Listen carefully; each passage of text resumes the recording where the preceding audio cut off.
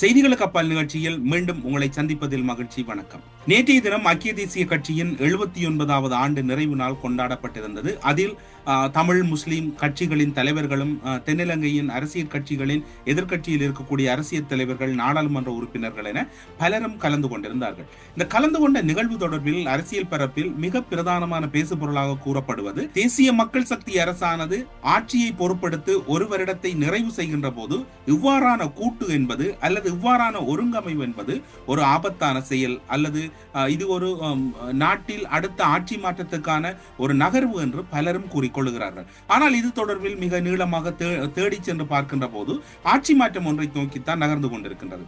சர்வாதிகார போக்கில் இலங்கையிலே ஆட்சி இடம்பெறுகிறது. ஜனநாயக தன்மைக்கு இங்கு பெரும் சவாலாக இருக்கின்றது. என்னை கைது செய்த போது அணிதிரண்ட அனைவரும் இன்று என்னோடு கூடவே பயணிக்கின்றார்கள் என்று ரணில் விக்ரமசிங்கே கூறியதாக இருக்கலாம். இவ்வாறு பல விடயங்கள் தொடர்ச்சியாக நேற்றைய நாளில் விவாதிக்கப்பட்டுக் கொண்டிருந்தன. அந்த மேடையில் இன்னும் ஒரு விடயமும் அங்கு மிகவும் எல்லோராலும் அவதானிக்கப்படக்கூடியதாக இருந்தது. தமிழ் முற்போக்கு கூட்டணியினுடைய தலைவராக இருக்கக்கூடிய மனோ கணேசன், அதே போன்று ஸ்ரீலங்கா முஸ்லிம் காங்கிரசின் தலைவர் ரவுஃப் ஹக்கீம் அவர்கள், அதே போன்று திகாம்பரம் என்று பலர் கலந்து கொண்டிருந்தார்கள். இலங்கை தொழிலாளர் காங்கிரசினுடைய தலைவராக இருக்கலாம், பலர் அந்த கூட்டத்திலே கலந்து கொண்டிருந்தார்கள். இதில் பார்க்கப்பட வேண்டிய விடயம் என்னவென்று சொன்னால், ரணில் விக்ரமசிங்கவின் செயற்பாடு பிடிக்கவில்லை, இவரோடு தொடர்ந்து பயணிக்க முடியாது என்று அதில் வெளியேறியவர்கள் தான் அதிகம். கடந்த ஜனாதிபதி தேர்தலின் போது ரணில் விக்ரமசிங்கே அவர்கள் ஜனாதிபதியாக இருந்த காலப்பகுதியில் அவரிடம் பணத்தை பெற்றுவிட்டு சஜித்தை ஆதரித்த ஒரே குற்றச்சாட்டின் அடிப்படையில் அகில இலங்கை முஸ்லிம் காங்கிரசினுடைய தலைவர் ரிஷாட் பதியுதீன் அவர்களிடமிருந்து வழங்கப்பட்ட அவருக்காக ஒதுக்கப்பட்ட நிதியை ஜனாதிபதி செயலகம் மீளப்பெறப்பட்டிருந்தது. நேற்று ரிஷாட் பதியுதீன் அவர்களும் அந்த கூட்டத்துக்கு சென்றிருந்தார். இதில் சுவாரஸ்யம் என்னவென்று சொன்னால், ரவுஃப் ஹக்கீம் தான் இந்த இடத்திலே மிகவும் ஒரு சுவாரஸ்யத்துக்குரியதாக இருக்கின்றார். அவரை பற்றி கூறிவிட்டு அடுத்து சில விடயங்கள் தொடர்பில் பார்க்கலாம் என்று நினைக்கின்றோம். ரவுஃப் ஹக்கீம் அவர்கள் 24/11/2019 ஆண்டு காலப்பகுதியில் ரணில் விக்ரமசிங்கே தொடர்பில் மிகவும் ஒரு நாசுக்காக பல விடயங்களை மிகவும் காமெடியாக பேசியிருப்பார். அவருடைய ஆதரவாளர்கள் மத்தியிலே அவர் பேசுகின்ற போது இப்படித்தான் பேசுகின்றார். ரணிலோட மட்டும் வந்துராதங்க சார் என்று சொல்லி என்னுடைய ஆதரவாளர்கள் கூறுகிறார்கள். அதைவிட அவர் கூறிய இன்னும் ஒரு மிகவும் ஒரு முக்கியமான கருத்து என்னவென்று சொன்னால், தமிழ் தேசிய கூட்டமைப்பில் இருக்கக்கூடிய சம்பந்தன் அல்ல, ரணிலுக்கு மிகவும் நெருக்கமானவர் என்றுதான் அதில் அவருடைய கருத்து இருக்கின்றது. ஒருவேளை அதில் இப்போது இருக்கக்கூடிய பதில் செயலாளராக இருக்கலாமோ என்கின்ற சந்தேகம்தான் இருக்கின்றது. அவர் கூறினாராம், ஐக்கிய தேசிய கட்சி பலவீனப்பட்டு செல்வதை நாம் அனுமதிக்க முடியாது. ஐக்கிய தேசிய கட்சி பலவீனப்படுவது என்பது நாம் பலவீனப்படுவதற்கு சமம். எமக்கு இந்த ஐக்கிய தேசிய கட்சி தமிழ் தேசிய கூட்டமைப்பில் இருந்து சென்று ரணிலுடன் நட்பு பாராட்டி ரணிலுடன் தேர்நிலவில் இருந்தவருக்கு ஐக்கிய தேசிய கட்சி பலவீனப்படுவதை அனுமதிக்க முடியாது என்று கூறியிருக்கிறார். இன்று அவருடைய தமிழரசு கட்சி சந்தி சிரிக்கின்றது. அதற்கு ஒரு தலைவரை தெரிவு செய்ய முடியாமல் திண்டாடுகின்றது. இன்று அவரெல்லாம் ஐக்கிய தேசிய கட்சி பலமடைய வேண்டும், தலைமைத்துவத்தை விட்டுக் கொடுக்க வேண்டும் என்கின்றார்கள். இன்று தமிழரசு கட்சியின் தலைமைத்துவ தெரிவு இன்று நீதிமன்றத்திலே இருக்கின்றது. எல்லாம் பதில்களால் நிரம்பி இருக்கின்றது. அங்கு ஒரு பாசி சாட்சி இருக்கின்றது. இந்த விடயத்திலே இந்த ரவுஃப் ஹக்கீம் கூறுகின்ற கருத்துக்களை நீங்கள் சற்று அவதானியுங்கள். அதுல வந்த சிறியவர்கள் பெரியவர்கள் வந்து மாறி மாறி கையை கொடுத்து போட்டு சொல்லிட்டு போற விஷயம் என்னண்டா, சார் நீ ரணிலோட மட்டும் வந்துடாங்க, அல்லாவே இந்த அதான் விஷயம். அது அது அந்த மனுஷனுக்கு விளங்குது இல்லை. இது பகிரங்கமாக சொல்கிறார்கள். நான் இதை இங்கு பகிரங்கமாக பேசியது சரியோ பிள்ளையோ தெரியாது. ஆனால் இது இன்றைக்கு உண்மையாக எனக்கு நடந்த சம்பவம். இப்படி நான் சொல்லணும்னா அந்த தைரியமாக 2 பேர் பேச தொடங்குறாங்க. இந்த நிலை அங்கே அது இப்படியான ஒரு விஷயம் நாட்டில் இருக்குன்னு சொல்லி அந்த மனுஷனுக்கு விளங்குவது என்ன தெரியா? ஐக்கிய தேசிய கட்சி தலைவர் முன்னிலையில் தமிழ் தேசிய கூட்டமைப்பின் முக்கியமான ஒரு பாராளுமன்ற உறுப்பினர் நேரடியாக சொன்னார், ஐக்கிய தேசிய கட்சியை நீங்கள் பலவீனப்படுத்த அனுமதிக்க முடியாது. அது பலவீனப்படுத்துவது என்பது நீங்கள் எங்களை பலவீனப்படுத்துகிற விஷயம். உங்களால் இந்த பிரச்சனையை தீர்க்கலாட்டி பிரச்சனை தீர்க்கிறதுக்கு வழியும் அவர் சொன்னார். அது வேறு ஒன்றும் இல்லை, நீங்கள் சின்ன இல்லை பெரிய மாற்றத்தை செய்யணும். நான் இன்னொரு கட்சி தலைவராக இருந்து கொண்டு அதை பகிரங்கமாக சொல்ல விரும்பல. ஆனால் அது நடக்கவில்லை என்றால் அவர் சொல்கிறார், நாங்கள் மஹிந்த ராஜபக்சோட பேசி என்னால் ஒன்று செஞ்சுக்கிறோம், எங்களோடு ஒன்று மாதிரி கதைக்கிற லெவலுக்கு வந்துடுங்க. இது மிக ஆபத்தான விஷயம். காகம் வந்து குந்த பணம்பழம் விழுந்த மாதிரி இப்போ முன்னாள் பிரதமர் வடகிழக்கில் கிடைச்ச வாக்குகளுக்கெல்லாம் நான் தான் வழிபார்த்த என்று சொல்லி தப்பிச்சுக்கொள்ள நிறைவு சிறிகோத்தில் நடக்குது. இதெல்லாம் கேட்டு போட்டு நாங்களும் சும்மா என்னத்துக்கு சும்மா தேவையில்லாத வில்லங்கம்னு சும்மா இருக்கோம். ஏன்னா இது ஒரு ஒரு கேலிக்கூத்தான விஷயம். இன்னும் நாடு முழுக்க ஒரு ஒரு புதிய அலை உருவாகி கொண்டு, ஒரு அனுதாப அலை ஒன்று உருவாகி இருக்கிறது. அதை ஐக்கிய தேசிய கட்சி பயன்படுத்த வேண்டும்.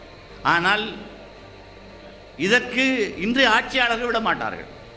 முழுமையாக ஐக்கிய தேசிய கட்சிக்குள் இந்த பிளவை தொடர்ந்தும் வைத்துக் கொண்டிருக்க வேண்டும். அதற்கு வசதியாக இயன்ற அத்தனையும் செய்வதற்கு அவர்கள் தயாராகுவார்கள்.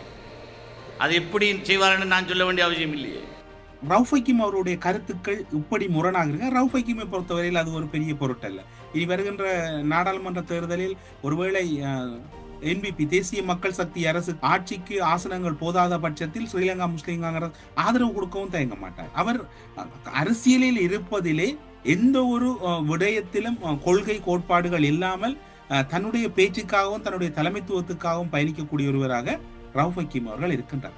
இதற்கு முன்னர் இன்னும் ஒரு விடயத்தை நீங்கள் கேட்டிருப்பீர்கள். கடந்த காலங்களிலே இவ்வாறான கட்சி கூட்டங்களுக்கெல்லாம் பலரும் சென்றிருக்கிறார்கள் தான் என்று. ஆம், சென்றிருக்கிறார்கள். ஆனால் அழைப்பு விடுக்கப்பட்ட இருவர் தலைமறைவு. சஜித்தும் தலைமறைவு, நாமல் ராஜபக்சவும் தலைமறைவு. நாமல் ராஜபக்ச எக்ஸ் தளத்திலே பதிவிட்டு வாழ்த்துக்களை தெரிவித்திருக்கின்றார் ஐக்கிய தேசிய கட்சியின் மகாநாட்டுக்கு. சஜித் பிரேமதாச தன்னுடைய செய்தியை எஸ்ஏபியினுடைய பொதுச் செயலாளர் ரஞ்சித் மத்தும பண்டார ஊடாக வழங்கி இருக்கின்றார். அவை அந்த அரங்கிலே வாசிக்கப்பட்டது. ரணிலினுடைய கணக்கு இங்கு பிழைத்திருக்கிறது என்றுதான் கூற வேண்டும். ரணில் ஒருவேளை நினைத்திருப்பார், இப்போது இருக்கக்கூடிய சூழ்நிலையில் நாம் எல்லோரும் ஒன்றாக திரளலாம், மீண்டும் அனைவரும் என் பின்னால் வருவதற்கு தயாராக இருக்கிறார்கள் என்று. அப்படியாகி நீங்கள் யோசிக்கலாம், சஜித் பிரேமதாச வைத்தியசாலை சென்று சந்தித்தார் தானே, பார்வையிட்டார் தானே, அவர் என்ன அடிப்படையில் பார்வையிட்டார்னு தெரியவில்லை. ரணில் விக்ரமசிங்க ஒரு மிக மோசமான கட்டத்தில் இருக்கிறார் என்று பார்வையிட்டாரா, உண்மையில் அனுதாபத்தில் பார்வையிட்டாரா என்று தெரியவில்லை. நேற்று மனோகணேசன் கூறுகின்ற போது அழகாக குறிப்பிட்டார், அதாவது தந்தை மகன் உறவு என்றெல்லாம் குறிப்பிட்டார்கள். இது இவ்வாறு இருக்கட்டும் ஒரு புறத்திலே.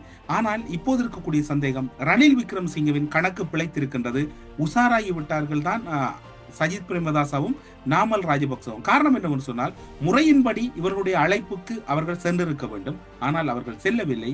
காரணம் என்னவென்று சொன்னால், அவர்கள் மத்தியிலே இன்னும் ரணில் விக்ரமசிங்க தொடர்பில் இருக்கக்கூடிய அச்சம் அல்லது ரணில் விக்ரமசிங்க விடயத்திலே அவர்களுக்கு இன்னும் முழுமையான நம்பிக்கை வரவில்லை என்று கூறப்படுகிறது. இவ்வாறு சிதறி கிடந்த எதிர்கட்சிகளை ஓரணியில் திரட்டிய பெருமை அனுரகுமார திசாநாயக்கவுக்கு தான் சேரும். ரணில் விக்ரமசிங்க கைது செய்யப்பட்டவுடன் அனைத்து எதிர்கட்சிகளும் ஓரணியில் திரண்டார்கள். இன்று அனுரகுமார ஓராண்டை நிறைவு செய்கின்ற போது எதிர்கட்சிகளும் ஓரணியில் திரள்கின்றமையானது சவாலாக இருக்குமா என்கின்ற கேள்வி எல்லோரிடமும் இருக்கின்றது. அதற்கான சந்தர்ப்பங்கள் குறைவு என்று ஒரு தரப்பும், இல்லை அதிகளவில் இருப்பது என்று கூறப்படுகிறது இன்னொரு தரப்பும், இல்லை இதற்கான வாய்ப்புகள் இல்லை, இவை இப்படியே கலைந்து விடும் என்று கூறுகின்ற இன்னொரு தரப்புமாக 3 தரப்புகள் மத்தியில் இருக்கின்றார்கள். ஆனால் இவற்றையும் கடந்து அவை தொடர்பில் பல ஆய்வுகளை செய்கின்ற போது அங்கு இன்னும் ஒரு விடயம் வெளிப்படையாக வெளிப்பட்டு நிற்கின்றது. என்னவென்று சொன்னால், எதிர்கட்சிகளிடம் இருக்கக்கூடிய பின்தள வேலை அல்லது எதிர்கட்சிகளிடம் இருக்கக்கூடிய தொண்டர்களின் வலு என்பது மிகவும் குறைந்த அளவில் இருக்கின்றது.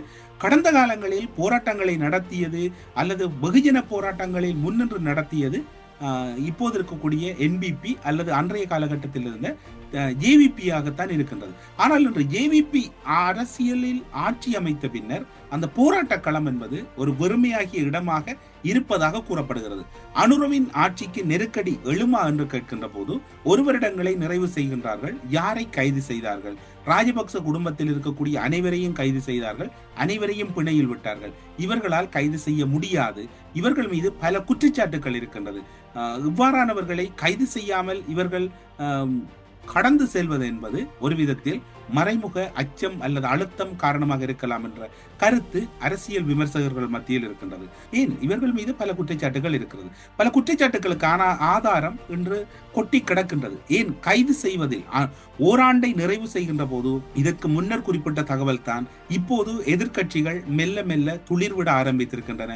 அனுரவின் பலவீனம் என்பது ஆட்சியாளர்கள் மீது முடிவெடுப்பதில் தான் இருக்கின்றது. நல்லாட்சி காலப்பகுதியிலும் இவ்வாறான ஒரு செயற்பாடு உங்களுக்கு ஞாபகம் இருக்கும். நல்லாட்சியை பொருட்படுத்த மைத்ரிபால சிறிசேன, ரணில் விக்ரமசிங்க ஆகியோர் ஆட்சியை பொறுப்படுத்த 3 மாத காலத்தின் பின்னர் கைதுகள், விசாரணைகள், பல குழுக்களை அமைத்தல், பல்வேறு விடயங்கள் தீவிரப்படுத்தப்பட்டு கொண்டிருந்தன. அவைதான் அந்த ஆட்சியில் நடந்ததை ஒழிய யார் மீதும் முறையான வகையில் எந்த ஒரு விடயத்தையும் கையாளவில்லை. ஆனால் அதற்கு ஒரு படி மேலே சென்று அனுரகுமார அரசு மீது இருக்கக்கூடிய ஒரு படி முன்னேற்றம் என்னவென்று சொன்னால், வடக்கு கிழக்கிலே அல்லது கிழக்கு மாகாணத்திலே ஆயுத குழுக்களினுடைய கைது ஒரு படி முன்னேற்றமாக இருக்கிறது. ஆனால் அதனை கடந்து தென்னிலங்கையில் குற்றச்சாட்டுகளோடு தொடர்பட்டவர்கள், ஊழலோடு தொடர்பட்டவர்கள் மீது கை வைப்பதில் சற்று தாமத போக்கு அல்லது மெத்தன போக்கு இருப்பதனை மக்கள் அறிந்திருக்கின்றார்கள். நல்லாட்சி அரசு காலப்பகுதியில் என்ன சவாலை நல்லாட்சி அரசு எதிர்கொண்டதோ அதே ஒரு சவால் இப்போது இருக்கக்கூடிய தேசிய மக்கள் சக்திக்கு விரும்பியோ விரும்பாமலோ வருவதற்கு வாய்ப்பு இருக்கின்றது. காரணம் என்னவென்று சொன்னால், இந்த அரசு கொடுத்த வாக்குறுதிகள் அனைத்தையும் நிறைவேற்றுவதாகும். தேர்தல் விஞ்ஞாபனத்தில் குறிப்பிடப்பட்டிருக்கக்கூடிய ஜனாதிபதிகளுக்கான, முன்னாள் ஜனாதிபதிக்கான சிறப்புரிமைகள் அல்லது அவர்களுக்கு வழங்கப்படக்கூடிய மேலதிக சலுகைகள், முன்னாள் நாடாளுமன்ற உறுப்பினர் என்று எல்லாம் பேசப்பட்டு எல்லாம் நிறைவேற்றப்பட்டாலும் இதனையும் கடந்த ஒரு அரசியல் இருக்கின்றது. தொடர்ச்சியாக குற்றஞ்சாட்டப்பட்ட அல்லது உங்களுடைய கைகளிலே கோப்புகள், நீங்கள் ஊடகவியலாளர் மாநாடு நடத்துகின்ற போது பல கோப்புகளை ஒரு வாகனத்திலேயே சுமந்து வந்து ஊடகவியலாளர் மாநாடு நடத்திய வரலாறெல்லாம் இருக்கின்றது. அந்த கோப்புகளில் இருக்கக்கூடிய தரவுகள் அடிப்படையில் கூட ஏன் கைது செய்ய முடியாமல் இருக்குது? யார் மீதும் ஏன் ஒரு முறையான குற்றச்சாட்டுகள் அடிப்படையில் வழக்கு பதிவு செய்யப்பட்டு அவர்கள் நிரந்தரமாக தடுத்து வைக்கப்பட முடியாமல் இருக்கின்றது? இவ்வாறான கேள்விகள் மக்கள் மத்தியில் இருக்கின்றது. அவர்கள் பிணையில் வருகிறார்கள் என்றால் அவர்கள் மீது வைக்கக்கூடிய குற்றச்சாட்டினுடைய தன்மை என்பது மிக குறைவாக இருக்கின்றது, அல்லது அவர்கள் மீது வைத்திருக்கக்கூடிய குற்றச்சாட்டு என்பது நிரூபிக்க முடியாத குற்றமாக இருப்பதாகத்தான் நீதிமன்ற தகவல்கள் தெரிவிக்கின்றன.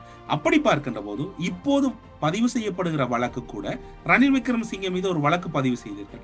அவர் தனிப்பட்ட விஜயமாக சென்றதார். அந்த தனிப்பட்ட விஜயமாக சென்ற ரணில் விக்ரமசிங்கே அரச முறைப்பயணம் என்று அவர் 3 நாளிலே பிணைக்கு வருகின்றார். அதை விட எவ்வளவு விவகாரம் இருக்கின்றது. தாஜுதீன் விவகாரம் இருக்கின்றது, அதேபோன்று கொழும்பிலே பல மோசடி விவகாரங்கள் இருக்கின்றது, ஹெல்பிங் அம்பாந்தோட்டை இருக்கின்றது. இவ்வாறான விடயங்களை இந்த அரசு எடுப்பதில் ஏன் தாமத போக்காக இருக்கின்றது? தென்னிலங்கையிலே இருக்கக்கூடிய ஆட்சியாளர்கள் அனைவரும் பகல் வேளையில் முரணோடு இருந்தாலும் இரவு வேளையில் அனைவரும் ஒரு சமரச போக்கோடு இருக்கிறார்களா என்கின்ற சந்தேகம் எல்லோர் மத்தியிலும் இருப்பதாக கூறப்படுகிறது. காரணம், இவர்களுடைய கைதுகள் ஏன் தடுக்கப்படுகிறது? இந்த கைதுகள் தடுக்கப்படுவதனால் தொடர்ச்சியாக அனுரவும் ஏதோ ஒரு வகையில் கட்டுப்பாட்டோடு இருக்கின்றாரா அல்லது கட்டுப்படுத்தப்படுகின்றாரா அல்லது அழுத்தங்கள் பிரயோகிக்கப்படுகிறதா என்கின்ற சந்தேகமும் வலுக்கின்றது எல்லோர் மத்தியில். இந்த காலப்பகுதியில் இன்னும் ஒரு தகவல் வெளியாகி இருக்கின்றது. தமிழீழ விடுதலை புலிகள் அமைப்புடன் தொடர்புகளை உடையவராக கூறப்படும் பணச்செலவை குற்றச்சாட்டுகளாக தற்போது சிறையில் உள்ள இலங்கை வம்சாவளியைச் சேர்ந்த பெண்ணொருவரை விசாரிக்க சென்னையில் உள்ள விசேட தேசிய புலனாய்வு முகவர் நீதிமன்றம் அமலாக்கத்துறைக்கு அனுமதி வழங்கியுள்ளது. மேரி பிரான்சிஸ்கா லக்ஷ்மணன் என்ற குறித்த பெண் தமிழ்நாட்டில் புழல் சிறையில் அடைக்கப்பட்டிருக்கின்றார். இவர் மீது விசாரணைகளை முன்னெடுப்பதற்கு அங்கிருக்கக்கூடிய அமலாக்கத்துறைக்கு அனுமதி வழங்கப்பட்டிருக்கின்றது. இவர் விடுதலை புலிகள் அமைப்புடன் தொடர்புகளை கொண்டிருந்ததாக கூறப்படும் குற்றச்சாட்டில் ஏற்கனவே தேசிய புலனாய்வு முகவரினால் அவர் விசாரணைக்கு உட்படுத்தப்பட்டார். இந்த முகவரினால் 2022 ஆண்டில் தாக்கல் செய்யப்பட்ட பணச்செலவை வழக்குடன் தொடர்புடையது என தெரிவிக்கப்படுகிறது. மும்பையில் உள்ள வங்கி கணக்கொன்றிலிருந்து பணம் எடுப்பதற்கு போலியான இந்திய அடையாள அட்டை ஆவணங்களை பயன்படுத்தியதாக அவர் மீது குற்றச்சாட்டுகள் உள்ளது. இந்த நிதி விடுதலை புலிகளுக்கு மீளுருவாக்கத்துக்கு எடுத்துச் செல்வதற்கு முயற்சி செய்ததாக சந்தேகிக்கப்படுகிறது. இந்நிலையில் சட்டவிரோத பண பரிவர்த்தனைகளில் ஈடுபட்ட நபர்கள் மற்றும் வலையமைப்புகள் அடையாளம் காண்பதற்கு குறித்த பெண்ணை விசாரித்து அவசியம் என்று அமுலாக்கல் துறை அதிகாரம் நீதிமன்றத்திடம் தெரிவித்திருக்கின்றார்கள். நீதிமன்றம் அதனை ஏற்றுக்கொண்டிருக்கின்றது. 2 நாட்கள் சிறையில் அவரை விசாரிக்க, புழல் சிறையில் உள்ள பெண்ணை விசாரிப்பதற்கு 2 நாட்களுக்கு அமுலாக்கல் துறையினருக்கு அனுமதி வழங்கப்பட்டிருக்கின்றது. சிறை விசாரணையின் போது மடிகணனிகள், அச்சுப்பொறிகள் மற்றும் பிற இலத்திரனியல் சாதனங்கள் பயன்படுத்த நீதிமன்றம் அனுமதி. அவரை விசாரிக்கின்ற போது நீதிமன்றத்தின் அனுமதியோடு மடிகணனிகள் மற்றும் இலத்திரனியல் சாதனங்களை அவ்விடத்தில் பயன்படுத்துவதாக கூறப்படுகிறது. குறித்த பெண்ணினுடைய விவகாரம் தொடர்பில் குற்றச்சாட்டுகள் தான் முன்வைக்கப்பட்டிருக்கின்றன. ஆனால் அந்த குற்றச்சாட்டுகள் மேரி பிரான்சிஸ்கா லக்ஷ்மணன் தொடர்பில் பல விடயங்கள் இன்னும் மறைந்திருப்பதாக கூறப்படுகிறது. இந்த விடயங்கள் தொடர்பில் ஐரோப்பிய நாடுகளிலும் தொடர்புகள் உள்ளதாக கூறப்படுகிறது. ஐரோப்பிய நாடொன்றிலிருந்து மேரி பிரான்சிஸ்கா லக்ஷ்மணனுக்கு கூடான தகவல்கள் பரிமாறப்பட்டதாகவும் தென்னிலங்கை ஊடகங்கள் தகவல் வெளியிடுகின்றன. ஒட்டுமொத்தத்தில் இந்த விசாரணை தமிழக அமலாக்கத்துறையினர் கையில் எடுத்திருக்கின்றார்கள். இந்திய நீதிமன்ற கட்டமைப்புக்கு உட்பட்டு இந்த விசாரணை முன்னெடுக்கப்பட உள்ளதாக கூறப்படுகிறது. எது எப்படி இருக்கின்றதோ இந்த விசாரணையில் முழுமையான தகவல் பெறப்படுகின்ற போது சர்வதேச வலையமைப்பு ஒன்று இருக்கலாம் என்று இந்திய புலனாய்வுத்துறை அச்சம் கொள்கிறது. அது தொடர்பான மேலதிக தகவல்களை நோக்கித்தான் இந்த விசாரணை நகர்ந்து கொண்டிருப்பதாக கூறப்படுகிறது. அனுரவின் ஒரு வருடம் நிறைவு, இவ்வாறான விசாரணைகள், அங்கு ரணில் மீளுருவாக்கம் என்று இன்னும் பல செய்திகள் பின்புலத்தில் இடம்பெற்றுக் கொண்டிருக்கின்றன. எது இடம்பெறுகிறதோ தெரியாது. ஆனால் நாடு அமைதியாக இருந்தால் போதும் என்று மக்கள் தினம் தினம் கூறிக்கொள்கிறார்கள். ஏதோ ஒரு மறைமுக செய்தி இங்கு தொடர்பட்டிருக்கின்றது. பொறுத்திருந்து பார்ப்போம் என்ன இடம்பெறப் போகிறது, அடுத்த ஆட்சியில் என்னதான் நடக்கப் போகிறது என்பதை அடுத்து வருகின்ற செய்திகளுக்கு அப்பால் நிகழ்ச்சியில் சந்திக்கலாம் என்கின்ற தகவலோடு உங்களிடமிருந்து விடைபெற்றுக் கொள்கிறோம். நன்றி, வணக்கம்.